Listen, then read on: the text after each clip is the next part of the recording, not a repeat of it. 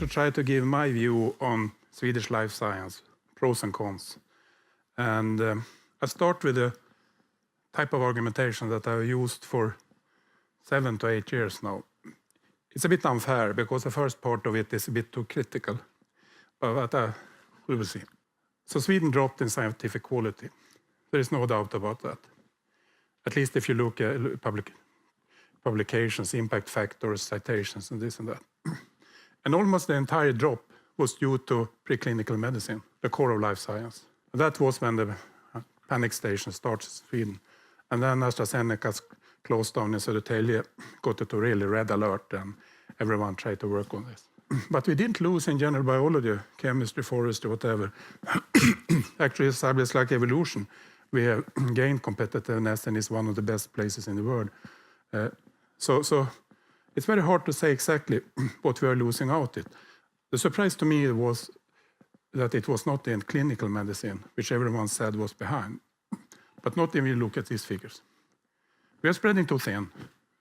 30% is not contributing at all. This is a very rough statement. And 30% is doing everything.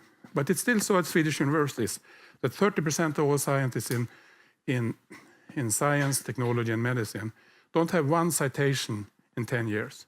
Look at the VR statistics. Think about how depressing it is. You publish papers, you meet pals in a conference, you have a beer, you have a glass of wine with someone.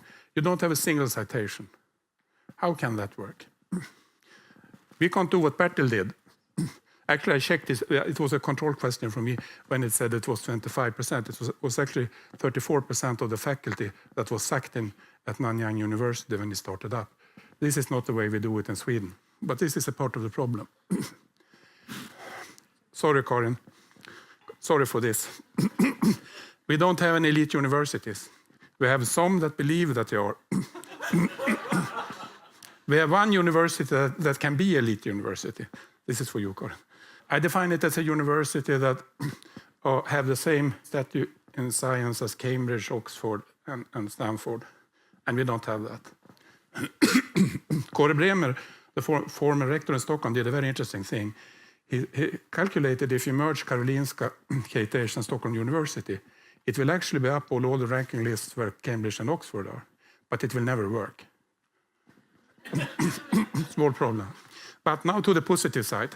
We have excellent science spread out all over the country. Why can I say that? How can I know that? And the reason for it is Knut and Alice Wallenberg is the reason why I have a job. They created the foundation exactly 100 years ago. And the reason was that they didn't have any kids, and they put it into science. Good for Sweden. They invested 20 million 100 years ago. It's now 100 billion. And during that time, the foundation has given out 24 billion to Swedish science. 1.8 billion last year. And then we have another 14 foundations, so 2.3 from all of the foundations, only to Swedish universities. It's only basic science. It's long-term, and it's freedom. The old guy there is Peter Wallenberg Sr. that passed away 2 years ago. He said one thing when he recruited me that was a big surprise. Never mix science and business. And you think, innovation, what is this about? But what he meant was, it's two different criteria how you evaluate science and how you evaluate business. But there's nothing that is not saying that good science can lead to business. But his argument was that you also have poor science that actually lead to models that create business. And there is a mix in between that in Sweden with a lot of innovation authorities that at least confuses me. We finance around 1,000 scientists in Sweden. And look at that, 60% has a foreign PhD. That's quite impressive. What should we do without these people? If you look at impact, this is figures from our use. And this is top 1%, and a bit over 4% of everything that's published by our scientists is in the top 1 citation category. And we, of course, like that. But the trend that we like even more is that you see that we are increasing all the time. And it's mainly our young scientists that is delivering. We have good statistics on this. So the age thing with professors, new group leaders, is that forget that. It's only what you deliver. And young people just now in Sweden deliver more than older people. It's sad for people like us, and then we have people like Matthias and Jens and others that seems to deliver all the time. But for the normal scientists, that's the way it is. How important is life science? This I took from the Foundation for Strategic Research. 7 billion public money is invested in R&D and life science. 25,000 employees, and look at the export 72. And then you can look at the other areas. And now it's a bit, you of course, Anders, is a great fan of life science. But if I was a politician thinking about Sweden as a company, I would think a bit about this. The ratio between public resources, between the three other areas in life sciences 1-to-1. It's 10 times more employees in the other areas. The sales is 8 times higher, and the export is 5 times higher. So one must really have strong arguments to invest even more money into life science. And the way forward, the way I see it, is infrastructure. Max 4 is the best facility in the world just now. It's a marvelous piece of equipment that is built. We have, of course, invested a lot, but it's a typical Swedish way. We are not finished. They are not allowed to seek international financing because ESS is going to get it. It's hard to understand. They miss 100 million crowns in annual running expenses 2 years from now. And next year they have to start to close down some and sack some of the science personnel. So I don't really understand how people thought about that. Now we hope that the universities will take some responsibility for this. And we have SciLife Lab. I didn't like the concept, to be honest, and I was the first chairman. And my main job was to keep control of Matthias. And Matthias is a moving target. You should be aware of that. The problem was it's a mixed thing with the universities and independent board and this and that. But if you look at the output, it has actually worked. And I think if you look at the young people that has been recruited to SciLife, astonishing people. So in some way, a typical Swedish way, you have a strange organization, you have a lot of infighting, but in the end you get things to work that I don't think you can get in many other countries. I think we should be proud of that. It might have helped a bit that we contributed with over 500 million crowns to equipment. But I was a bit surprised that they now came back and asked for new sequencing equipment, and we gave the last grant 2.5 years ago. So we have an infrastructure chaos in Sweden that will hurt Swedish life science. If we don't fix that, we will have a big, big problem. And the total responsibility for that now is on the rectors at the universities to organize it, because there is no money coming from the state from the infrastructure. That's a tough lesson. And then you can discuss who should take responsibility, but it is a matter of leadership to get this to work. More money is not the solution just now. There is so much money in the Swedish system. I'm an advisor to the Finnish Minister of Higher Education. They have cut 15% in research budget, like that. Helsinki University is sacking 800 people. In Sweden, we have increased the research budget over 10 years with 40%. And I mean, to say that we need more money in science, it will not work. We have to sort out our own systems. Recruitments, I mean, here I have a very, very simple view. Get them young, give them freedom, give them support, and hope for the best. It's not more difficult than that. We have a program called Wallenberg Academy Fellows, together with the academies. We have appointed 150, we will appoint 300. And I've been sitting into the interviews. And it's very, very interesting because people science at KI is excellent. But before they say Sweden is a good place to live. Sweden is a good place to raise family. They talk about nurses, kindergarten, about schools. They have not followed our school debate, but the people that come in. Out of the 150 we have appointed, 60% is international recruits, 40% are girls that is coming. And I have a reflection about this, how mature young people are today compared to when I did my career at the same age. There is nothing like it. I mean, you guys were sitting here. You're on a completely different level than we were at the same age. You're more experienced, the world is more open, you're better in presentation. And also my reflection that I always come back to is that I'm extremely happy I'm not doing my career just now. When SciLife was formed, it was a political thing that formed SciLife. But in our books, we only have international review on everything. 50% of the life science is in Stockholm, Uppsala, if you count life science broadly, which means that you have other things outside. So we initiated centers around in molecular medicine. We have given money to 38 new groups. Every group leader gets 2 PhD positions, 2 postdocs, and running expenses. And at the same time, SciLife Lab has recruited, how much is it? 25, 30 SciLife fellows. So suddenly you have this population. We are doing the same in autonomous systems, forestry. So just now we are building, together with the fellows, about 400 new groups, young group leaders in Sweden. This is what will change the Swedish science. And the only thing we can do is to support these groups and see how they develop. We also have a program for clinicians. And Anna is one of them that got... And the way it works with our individual money is that do whatever you want. But you better do some good science, otherwise you shouldn't come back and apply. But we never say that. But there is no strings attached to the money. I think that was what you mentioned a bit, that you get a bit of freedom with this money. Gunnar von Heine here also have that type of ground. Jens has it, Matthias has it. So the way forward is a very simple thing. We can't argue for more money in science. It's all about leadership. It's all about leadership at the rector level, at the institute level, and at the group level. We have the talented people, we have the money, we have to organize it so we get the best out of it. And personally I think that Sweden is going down, life science was going down, and now we're on the way up now. But it takes time. Personally, I didn't like that this with the recruitments that VR gave out with the really senior professors. 100 million from VR, 100 million from the university, 200 million. For the same money, you could have got 20 young people. But then the problem with that is you have to wait for 10 years and see who develops. And today, people don't seem to have time to wait. Everything should be a quick fix. And there's nothing like quick fix in science. Science takes time. Thank you.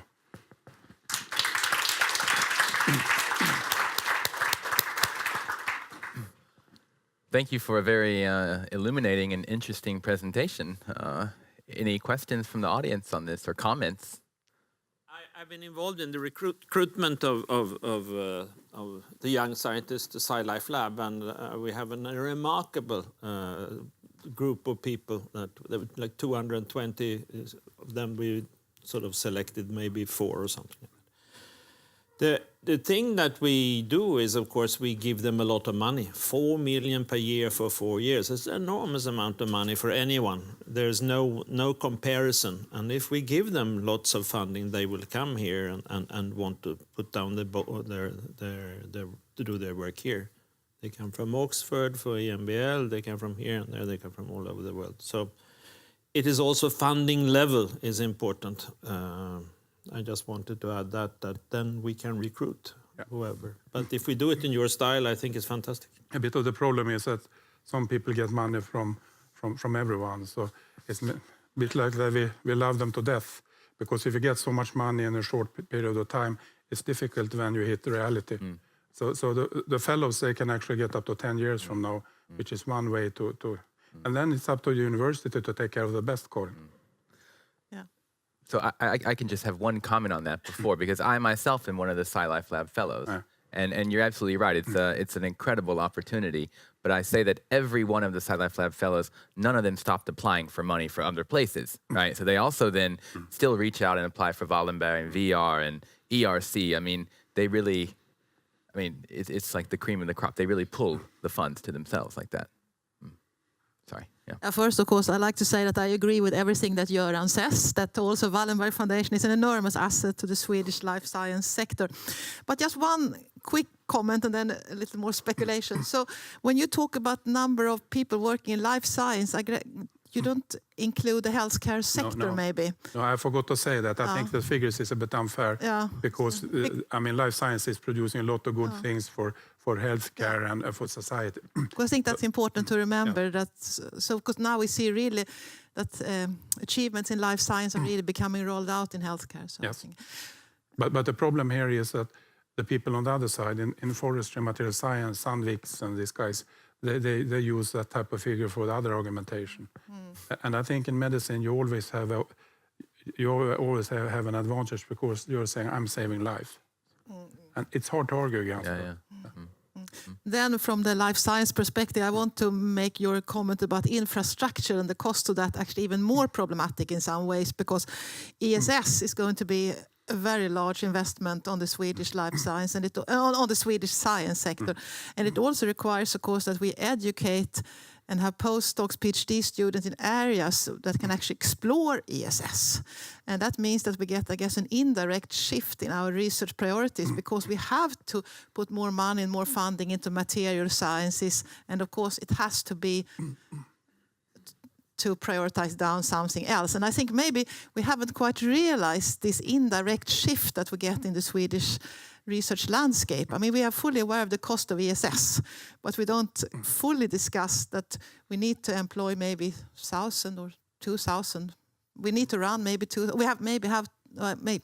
we need to have about maybe thousands of users, and the majority of these have to come to Sweden because otherwise we shouldn't have it in Sweden.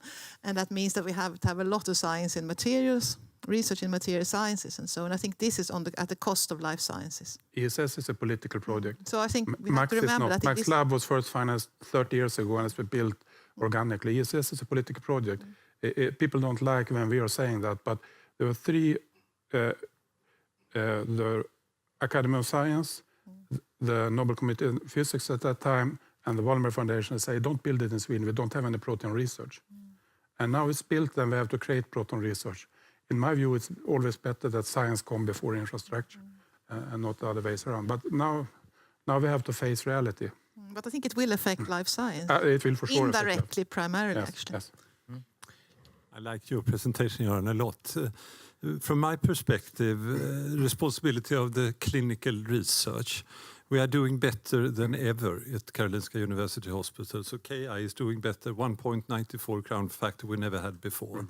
When we look into clinical disease publications that we can now do, we looked for 10 chronic disorders half a year ago. We were at the Stanford level. We were absolutely not at Boston and at Harvard level, but absolutely at Oxford and Cambridge in a lot of areas. So we do well in clinical research. However, I see a tremendous lack of leadership. And the system we have don't bring us the best scientists to go over to be the leadership in the clinical medicine field. And that means that implications and implementation of the things that is done here is far too slow in Sweden. So that's an area, that's most likely not an area for the Wallenberg Foundation, but you are a very influential opinion leader in all these things. And I think the way we set it up now is that everyone, scientists like Matthias and Anna, you still have to apply for all your grants all the time. And there is no incitement for you to go into to the clinical leadership. We don't have positions for that is, really bringing in initiatives to want to be there. And that we need to change. That's, I think, the most important thing to do if we want to bring it up to higher international levels. But our program, Clinical Scholars, like Anna, cost £500 million crowns. And we said we will appoint five each year. But the last 2 years, the review panels has not been able to say that there are 5 candidates on that level, which I think is extremely disappointing. I thought it should be easy to find five senior clinicians every year, but so far we have not been able to do that with the international review panel. So maybe we should import. Finland is going down the drain, so that's a possibility. Unfortunately. Thanks. Any more questions for Göran? I think we thank him again. Thank you.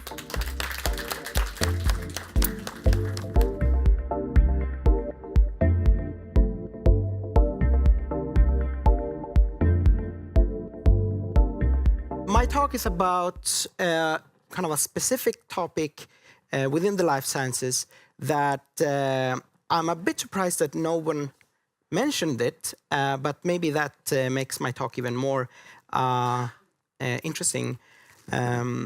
Because as you've mentioned, life sciences extend over a wide variety of topics, from forestry to food production, health, and so on. But few other areas evoke as much moral concern as with regard when it comes to genetic engineering or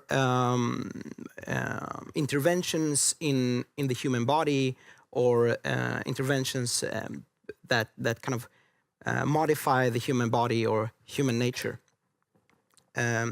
GMO might be kind of counterexample to that, but otherwise, what seems to inflame or whip up the imagination of the public is this issue of cloning, of designer babies, of genetic enhancement of human beings. So I wanted to talk about that, try to describe what people are talking about when they talk about human enhancement.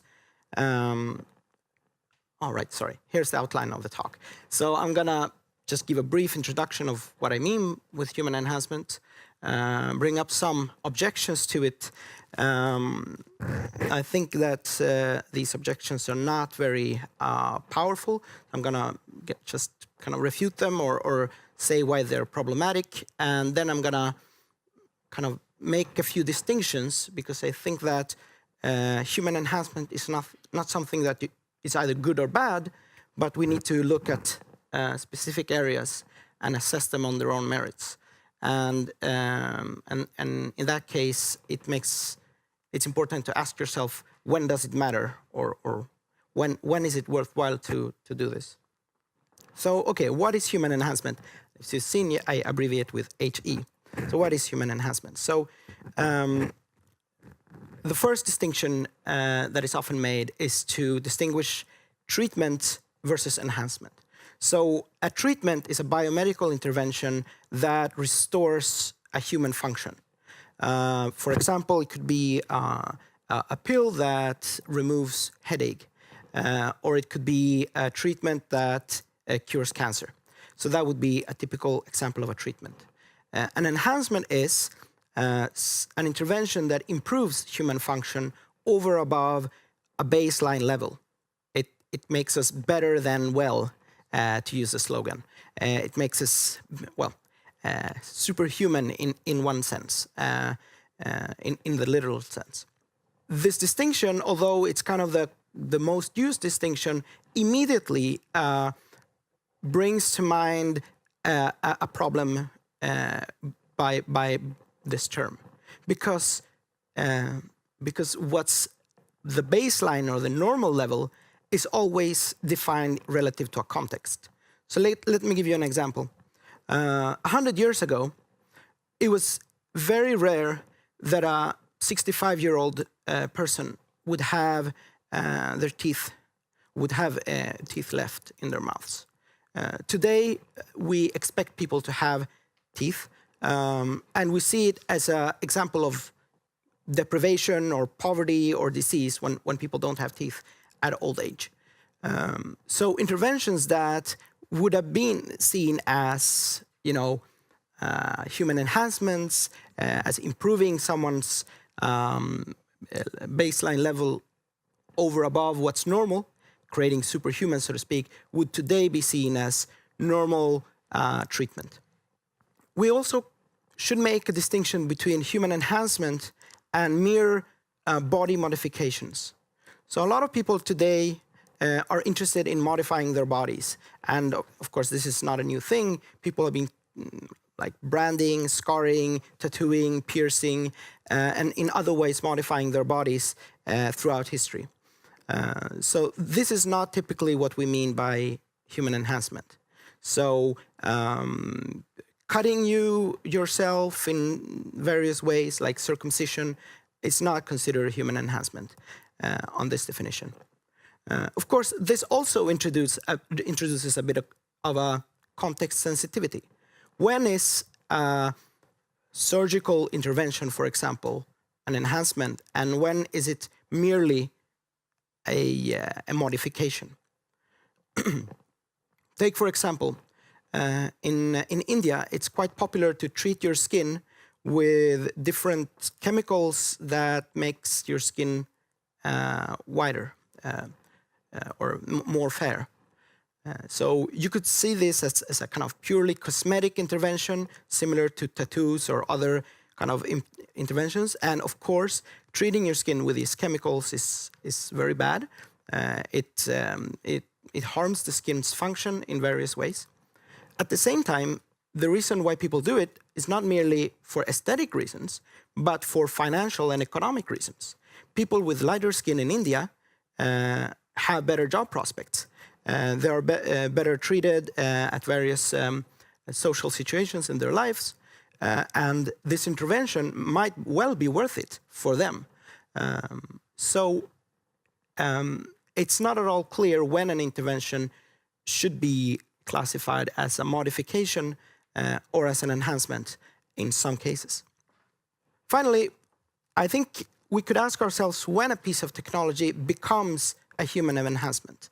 A lot of technologies improve human function, but yet we don't seem to think about them as human enhancements. Like a telescope allows me to see the Jovian moons, right?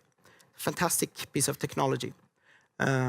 Yet we wouldn't say that the technology has enhanced my ability to see the Jovian moons.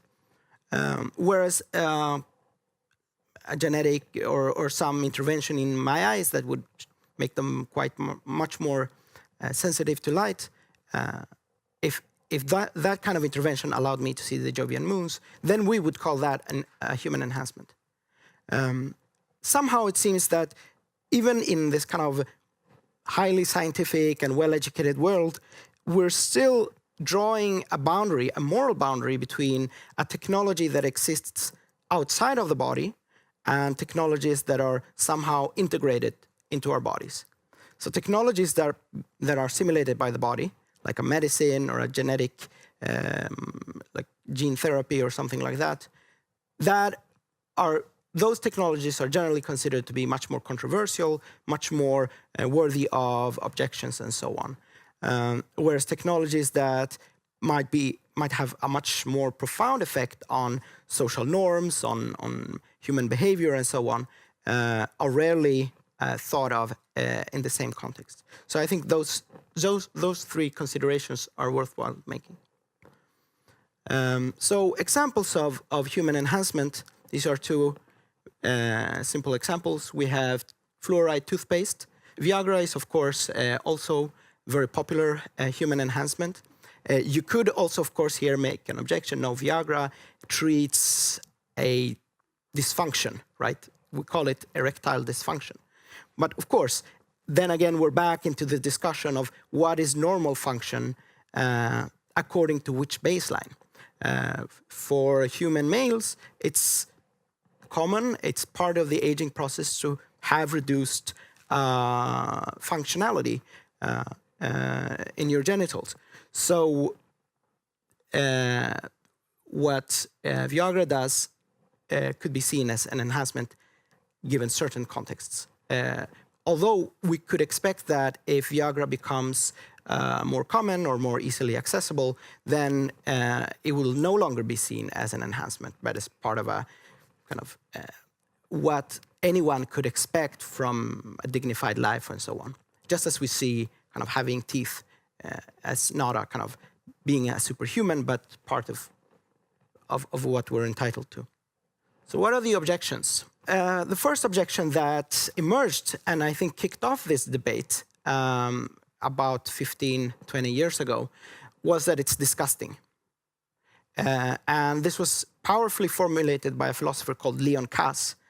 And he had these kind of sci-fi scenarios very vivid in his mind.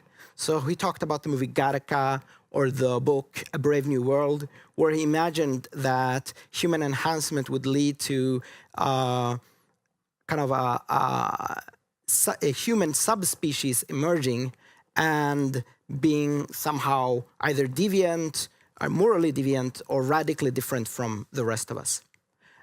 So a lot of people who are against this express a kind of very strong moral indignation that verges on the kind of on disgust.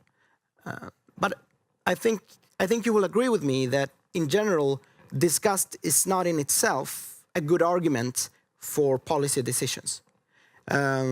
Disgust has been expressed towards a lot of groups of people and cultural expressions throughout times, and sometimes it has correlated with maybe some kind of genuine moral problem with this practice, but often it's just been expressed against people who are different, homosexuals, etc. So I think that disgust cannot be the final word. I think the second objection is is more interesting and has been formulated by philosophers Habermas and Michael Sandel, which is that human enhancement might aggravate inequality. And they imagine a future where you have this kind of class of hyper-intelligent, affluent, globetrotters that are like super wealthy and so on, and then you have kind of the masses who are disenfranchised and ignored by the elites. And I think this is, there is some kind of concern here. But I think that this concern can be generalized to about any technology. For example, having access to basic medications, as in the case in the US, can make a huge difference for your life prospects. So if you, for example, if you don't have access to contraceptives, as a young woman in the US, you're more likely to get pregnant and you're more likely to be poor as a result of that. That in itself is not an argument against contraceptives, but rather an argument that if we have safe and effective contraceptives, then we should somehow guarantee the equal access to this technology. And I think this is the case for human enhancement, especially human enhancement that can make a big change into your life prospects. I think the third objection is a very strange one, but I'm still going to mention it. And it's also formulated by Michael Sandel, but also by some religious philosophers. And it's mainly an objection against the enhancement of our offspring, of our children. And they argue that having a child is a good thing for us because it forces us to be open to the unbidden, to the vicissitudes of life, to be kind of to be open to that life could turn out radically different from how you thought it could be, and that this virtue, this kind of virtuous state of openness, is threatened by human enhancement and by any kind of pre-embryonic screening or testing or anything like that. These are just efforts, human efforts to control life and so on. I think to the degree that this objection is valid, it's similar to the other objection, the inequality objection. It applies to not only to human enhancement technologies, but to a lot of technologies. Technology is, in essence, a means for humans that allows us to control the world. Technology is about control. And unless you want to make a more general argument against technology per se, this is going to be difficult to defend. Finally, we have the argument of hyperagency, which also I think has kind of a kernel of truth in it, but I think also is ultimately misguided. And the argument here is that giving people the power to change their like basic facts about their biology or about their bodies gives us a responsibility. I mean, you have the power to create yourself. Therefore, if you fail, it must be your own fault. You're giving the individual a responsibility, kind of a crushing responsibility to be kind of this ideal that our society craves, and that's somehow unfair. And I think these, just to say with the other ones, this also goes for any technology or indeed any method that humans use to improve themselves, like going to school, going to university, doing exercise, and so on. All these possibilities give us the means to improve ourselves, to better ourselves. Denying us these possibilities would also relieve me from the charge that I can create myself, so to speak. But then you would have to make that much broader argument. What I have been trying to say here is that human enhancement technologies are a very diverse set of technologies. From toothpaste to Viagra to sunscreen to modafinil, which is a cognitive enhancer, coffee, etc. These technologies are very diverse, and it's kind of, if you want to make a general argument against all of them, you're much more likely to end up making a general argument against all technology. And of course, that argument could be made. The Nazi philosopher Heidegger did it, and other kind of postmodern philosophers also think that technology is evil for some of the reasons I mentioned here. But of course, then you have to also bite the bullet that you know, most people think it's a good thing that we can cure cancer, or that we can travel to other places, and that we're in general happier and healthier than we've ever been. But so after kind of discarding these objections, I want to focus on I think a more important objection, and it's not an objection against human enhancement in itself, but rather it's a question: should we really prioritize this? So people are dying of neglected tropical diseases, or at least they're being stunted. They're dying of malaria, cancer, etc. Are we really justified in focusing in like improving people's erectile dysfunction and so on, when there are such urgent suffering going on in the world? And I think this is a tough question to answer for a proponent of human enhancement. I think that in some cases the answer will be no, we're not justified in making this priority. In other cases, I think we do have some justification. And I would like to just briefly, or as briefly as I can at least, go through some areas where I think that we do have a strong reason to focus our research and development on human enhancement, and focus from a political perspective on legislative reform that would allow for this kind of kinds of interventions. Cognitive enhancement and moral emotions are my two best candidates. The fact that we are here, that we have all this technology, seems to depend on a very, very small difference in intelligence between us and, for example, chimps. So humans and chimps, the difference in intelligence is not that big. It was a small improvement that allowed us to be here and chimps to be close to extinction.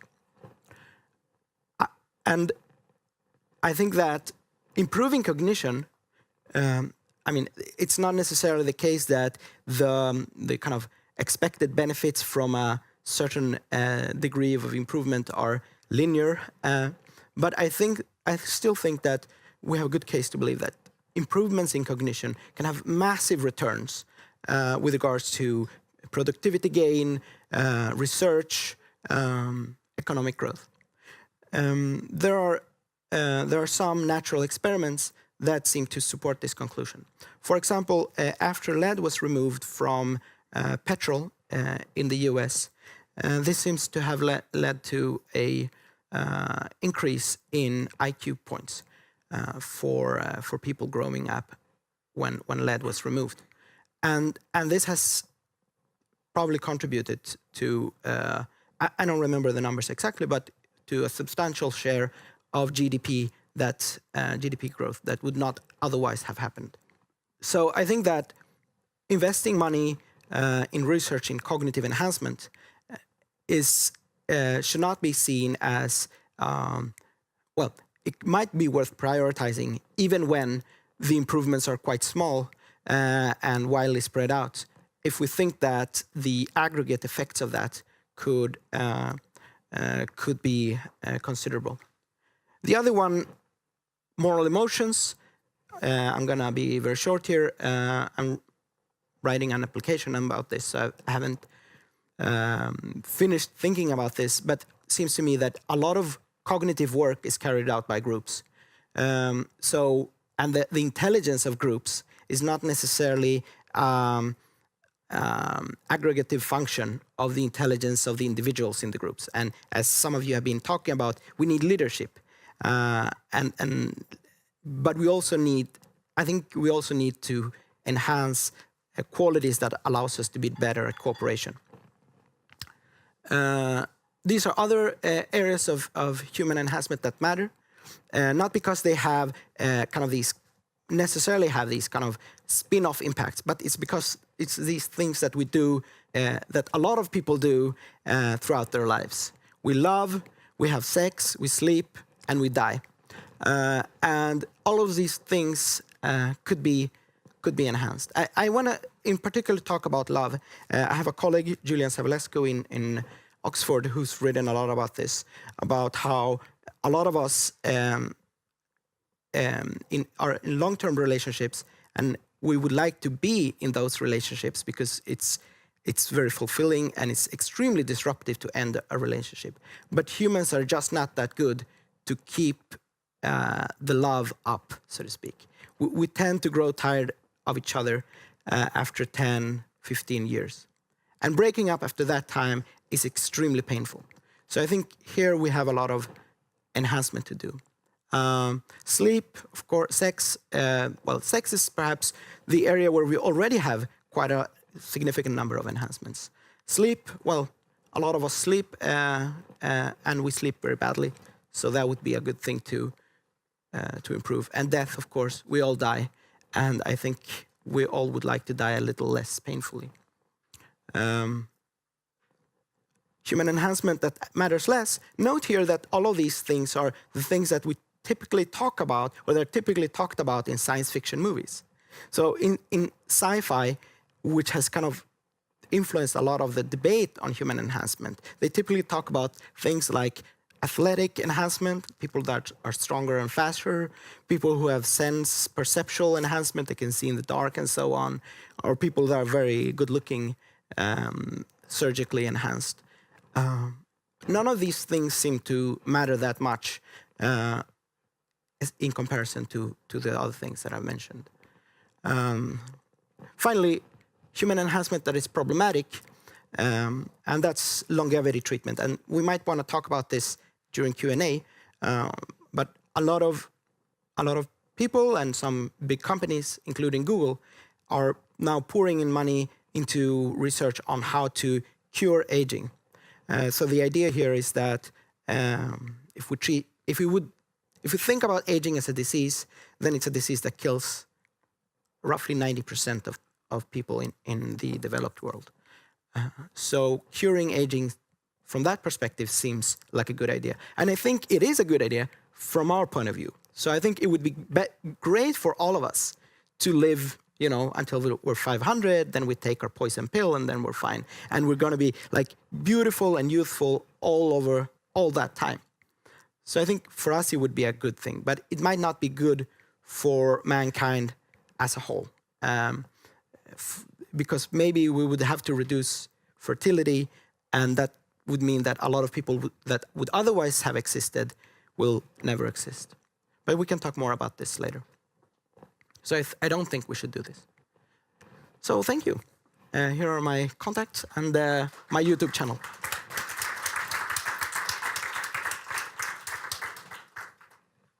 Thank you for a very interesting presentation. Are there any questions or comments? Yes, okay. Anna first, then. Very great. Very enjoyed your talk. So, Karim, I wonder, I'm happy to talk about longevity, but I have one question. When I think about human editing and so on, I often divide it between what would get passed along to your children, your sperm and eggs, and what doesn't. And to me, that's sort of like, until that point, I feel there's really not that...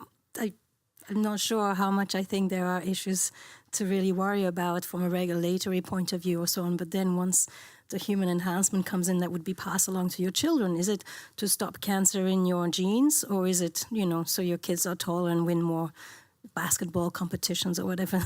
That's sort of something that I wonder whether you've thought about that. Sure. So yeah. A lot of people seem to make an important distinction between, on one hand, enhancement that just affects one person, like a drug, or some genetic enhancement that just affects the grown-up. the grown-up cells, and those who are passed on to the next generation, potentially in perpetuity. On the other hand, when we do selection of embryos, for example, either through abortions of children with some genetic congenital diseases or other traits that are undesirable, then we're also doing it. We're also affecting the gene pool when we're removing individuals from it. Of course, we're not doing it in the same kind of direct manner, but we're still manipulating the gene pool. And I think, so the human gene pool is not kind of a sacred constant that's going to be like unchanged over time. So I think that the kind of moral distinction between changing one generation and changing all generations is not that clear cut. Of course, if there's a change that is risky, then it's of course much more risky if it's passed on in perpetuity. And I'm really concerned about these discussions about eradicating malaria with a gene drive. Because, you know, I write sci-fi short stories sometime, and, you know, that's a perfect plot device for evil genius to eradicate mankind, right? You create human males that can only have male children. Or you maybe can sell this intervention to patriarchal societies in, you know, Saudi Arabia and so on. It's guaranteed, you only get sons. Woohoo! Yeah, and then a few hundred years later, yeah, we have a big problem. So yeah, I think that's terrifying. So you to a large extent you answered my question already. That wouldn't that be a risk if this goes very wide, that you will have a much smaller gene pool and the next level to the humankind 2.0, like from chimpanzees to human beings, will not happen because we actually eradicated that part. But you answer that. Yeah, but okay, I think there was one aspect that I didn't answer to, and that's the question of diversity. And that's actually one of the objections that Leon Kass also has. That's kind of mixed it with his discussed objection, because Leon Kass imagines that if we allow human enhancement, then that would lead to a homogenization of mankind. So, because we would always all want to look like Arnold Schwarzenegger and Pamela Anderson. I don't know. I don't know if that's a case, but, you know, that's his imagination. And that might be true. But I think it's also the case that human enhancement can be used to increase human diversity. So, and if you look at how people are using today body modifications, not enhancements, but body modifications, they seem to not be streamlining their appearance. They seem to be diverging in appearance in a lot of weird ways, of course. I mean, you know, there's this guy who's kind of split his tongue because he wants to look like a snake and so on. There are these people who want to look like dolphins, so they kind of, don't get me started. It's really weird. But it seems like diversity, you know, just as diversity could decrease, it's just as likely that it would increase. It's an interesting question. I would say that the regulation in Sweden today is that you are allowed to do genetic change, except on sexual cells, because that will be inherited forever.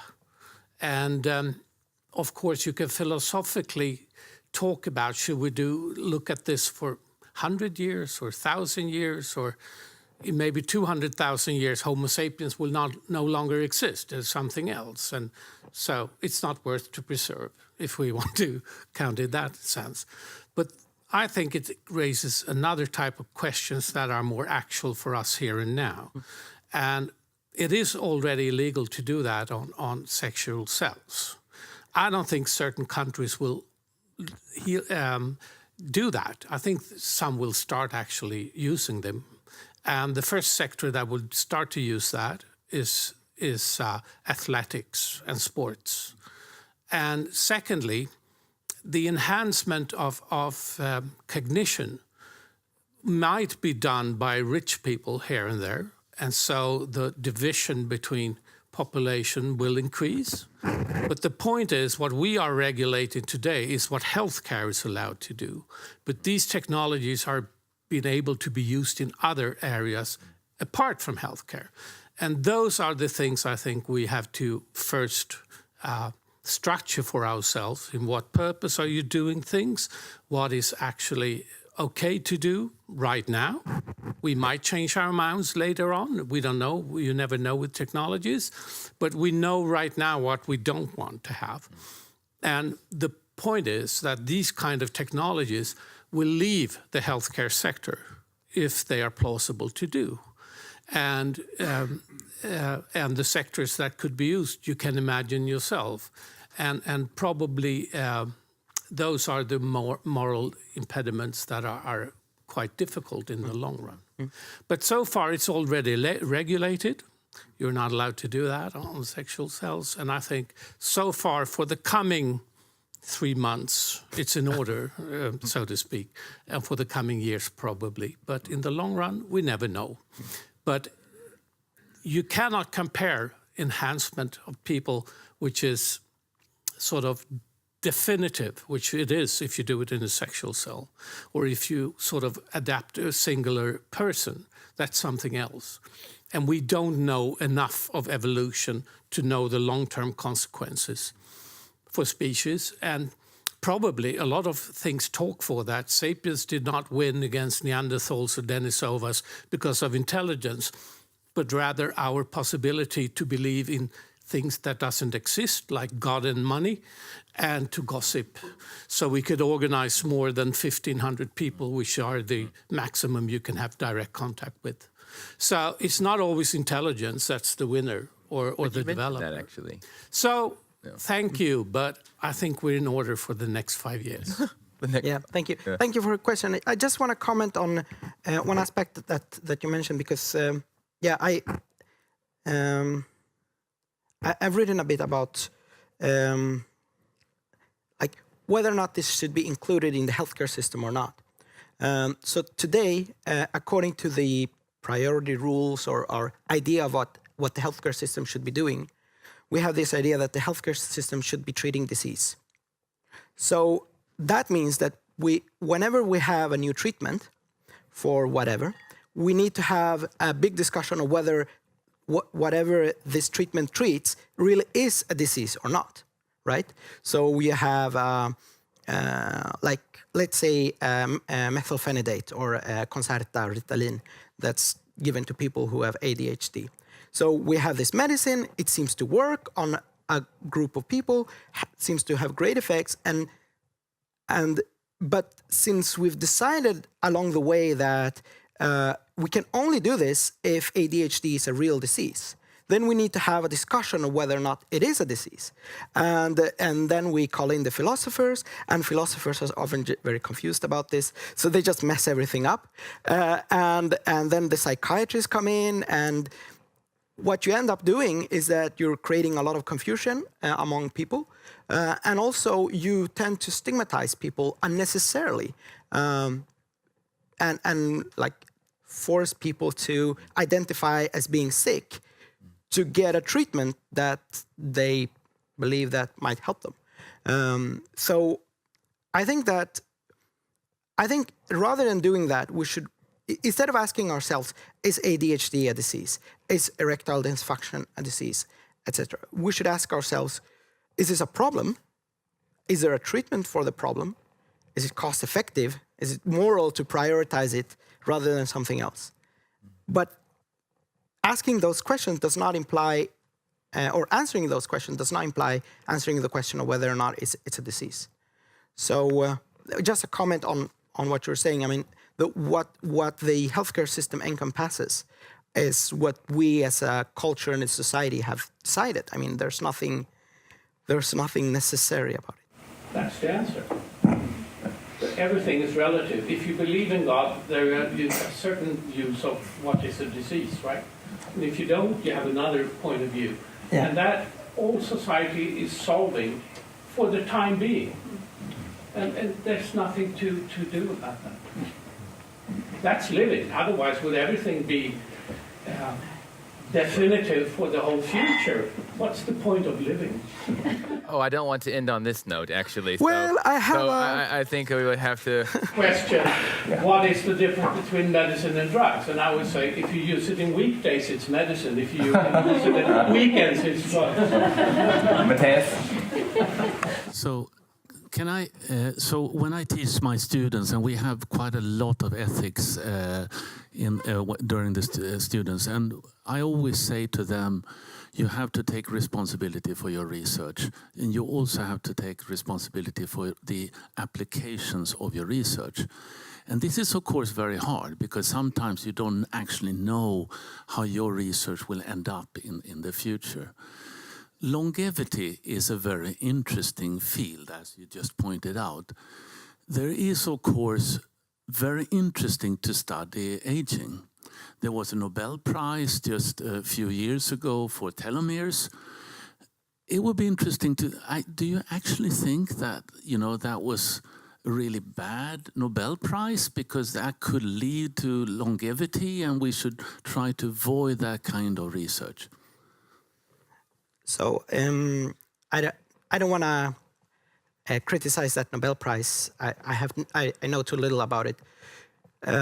But so let me kind of take a step back and explain why I think that, because I was kind of really quick on that point, and I wasn't able to expand on what I mean. So imagine that there was this pill, this magic life science pill that we can take, and we stop aging, right? This is a so-called philosophical thought experiment. So we have this pill. That means that mortality is gonna fall off a cliff, so to speak. The number of people who die in Sweden, the US, the UK is gonna drop by 90% roughly. That means that, according to the UN, the world's population is gonna go like this, and it's gonna kind of taper off about in 11 to 12 billion, according to the last projections. In our thought experiment, where mortality has kind of drastically dropped, those projections would have to be revised quite a lot. So probably you would be seeing a huge explosion. Okay, so that's just a mathematical fact. Okay, so what could we do about this? We could do two things. We could either do nothing and just see the population explode. I think that would be dangerous from the perspective of environmental stress, climate change, etc., etc. Especially since the added number of people, the people who exist in our thought experiments that would not otherwise have existed, are going to be predominantly concentrated in the rich countries, because those countries are where mortality, where a larger proportion of mortality depends on aging. So you're going to have a huge boom of additional people, and these people are going to be the people who drive SUVs and so on. So I think from a kind of environmental climate catastrophe point of view, that's a very high risk. Okay. So the alternative, what we could do rather than do nothing, is to implement a very kind of draconian family planning program, like the Chinese program, but worse. It would have to be draconian, and it would be quite politically controversial, because you can't cut fertility much more in countries like Sweden, Italy, Japan, because our fertility is already quite low. So you would have to go to Nigeria and to Afghanistan and Somalia, and not only do what the Bill Gates Foundation are already doing, like giving them contraceptives. You would have to kind of force sterilize people, or other, like, do quite drastic measures. So that might be politically sensitive. But imagine that we could do it. I mean, brush aside the political considerations. We do it. But can I, yeah? Actually, this is not, I mean, I understand that if we could live forever, yeah, there will be political consequences. That is not so interesting for me. Okay. The interesting thing is, what should we tell the scientists today? If we think this is a very big problem, should we stop all science on aging? Is that your advice? Yes. No, we shouldn't stop the science on aging. But if so, a lot of people ask me, like, so on your view, what do you think would be the best scientific pursuit? Not like what would give me the best career, but on your view, what would be kind of, all things considered, the best thing to do research on? And I pointed out, if we talk about human enhancement, cognitive enhancement and moral enhancement as two areas that I think have good value for your time.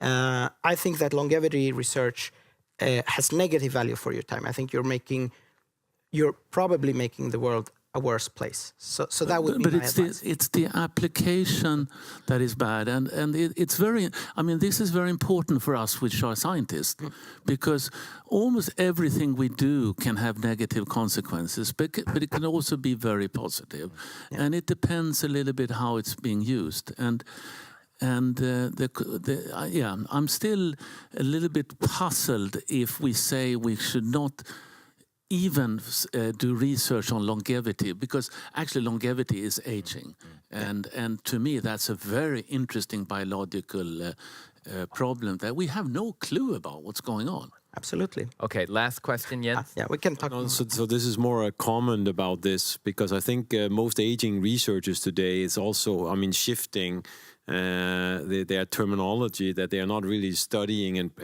trying to improve aging. They are focusing on healthy aging, which I think is more in line also with what you're arguing for. And so not necessarily live longer, but the time we live a healthier life. That's perfect. Yeah, thank you. I think you will be an interesting dinner companion. So we can find you at 7:30 when we have dinner. So this concludes the session now. Is there anything that we should say before? No. Okay, so we should thank our two speakers, Göran and Karim.